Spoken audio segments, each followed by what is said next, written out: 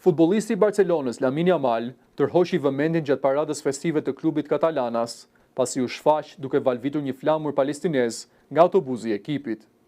Ngjarja ndodhi të hënën në Barcelonë, ndërsa mijëra tifoz kishin mbushur rrugët e qytetit për të festuar titullin e 29 kampion në La Liga.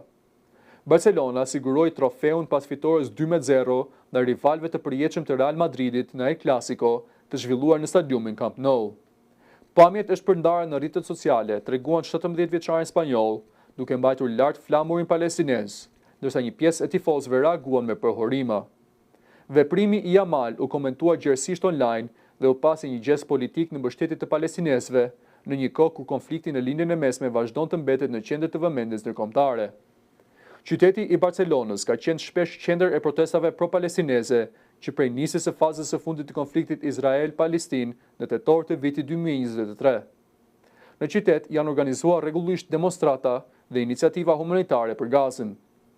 Pamjet e videos u verifikuan nga Reuters përmes të dhënave të skedarëve origjinal, duke konfirmuar vendodhjen dhe datën e regjistrimit.